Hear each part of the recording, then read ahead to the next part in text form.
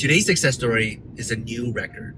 Okay, I'm driving back home from Mexico right now. Margaret and I just successfully brought a green card holder back into the US. She left the US for over 9 years. Now, this is almost record high for us, but what truly is a personal record is the fact that we did it in about 2 months-ish. The client found us in May, we did a Zoom call, and now in July 2026, they're in today. There's so many things we learned from this trip, and so just want to share everything with you guys.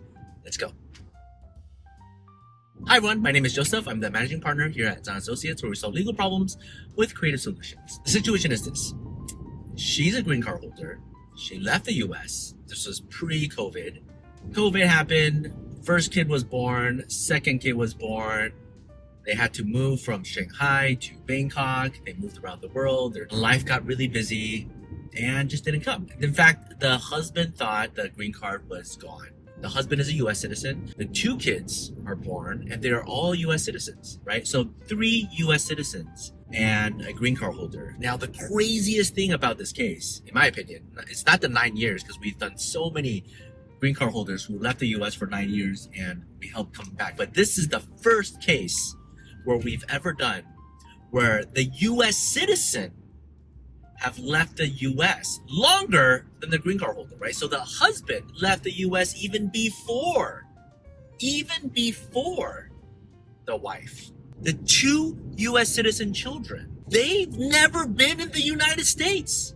Isn't that crazy? I was completely shocked when I found out that fact. When we were working on this case, I thought, okay, 3 US citizen, that's a much stronger argument. If the green card is taken away, we could always make the argument, look, the husband can just repetition, right? Like, the US is their home. We have 3 US citizen children. That's worked for almost all of our other clients. But it wasn't until today that I was preparing the dialogue, coaching the client, or practicing, and I had their passports in my hand and I'm flipping through everything, and then I was like, oh yeah, so when's the last time you guys were here?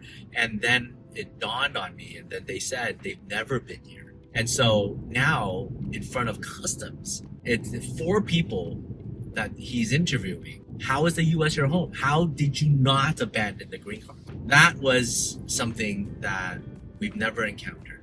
Prior to today, when we were preparing the case, I came down, I was talking to the officer, and we were just focusing on the fact that the wife left the US for 9 years, but had a valid green card, was about to expire, right, in a month or so. But the rest of the family, they're all US citizens, they have property here, they have tax returns here. For the past 2 months, we prepared everything, the officer reviewed it and said, okay, I understand, but I want to interview them, so bring them over, right? And so the whole family came, and when I was talking to them, the husband is fluent in English, the children, they were fluent in English.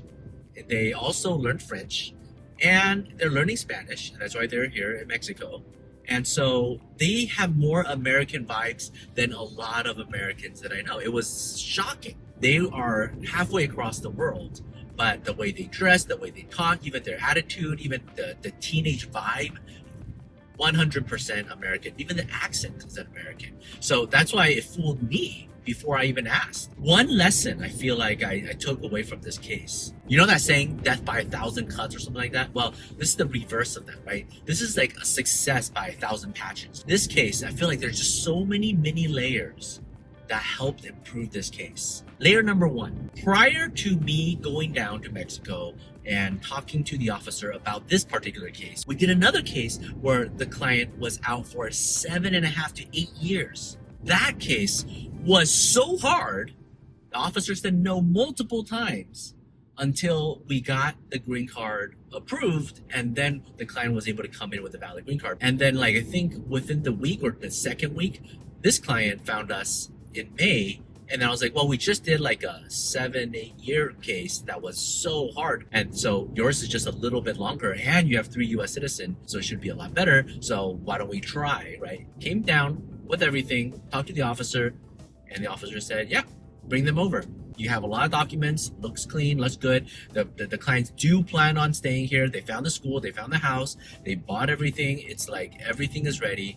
It was relatively smooth. So that's like the first and most important step. The second thing is just the way they dress, the demeanor, the fluency in the English, and be able to conduct themselves and present themselves. In fact, At the interview, I didn't say a single word. I was on standby just in case anything happens. I'm ready. Went very, very smoothly. It could have been called at any moment, but it was approved. And a little funny thing happened. While we're waiting in line, we saw one really strict officer and two much nicer looking feeling officer. The fact that they got the nicer officer gave them such a confidence boost. And so much of doing these cases well is that when the clients show up, they have the right aura. Presentation, speech matters so much. Because again, we prepared the entire packet. It was like this thick. In fact, anytime we do a case that's like over 4 years, 5 years, we have to prepare a very thick packet, right? Because we really want to do an abundance of documents to prove that the US is home. But in the preparation of the packet and the entry package, it helps the client know their case a lot better. It helps them be able to answer a lot better, knowing that I'm on standby right next to them, knowing that it could be called and we've already cleared it.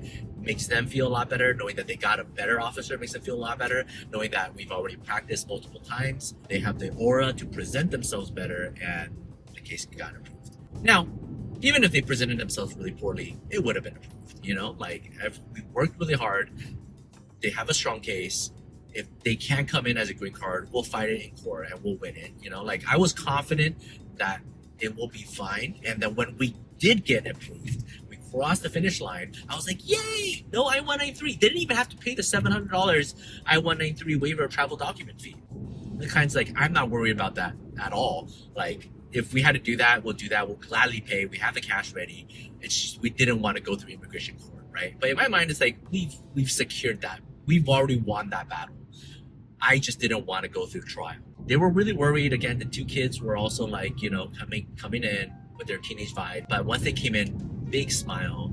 I welcomed them to the United States for the very, very first time. Feels good, This is definitely a personal best for our firm. 2 months to prepare a case where the client has left for 9 years. Gabby did a great job. She worked throughout the entire process, every single day probably working on it. With Giselle, Marco and I came down. Props to them. Cheers.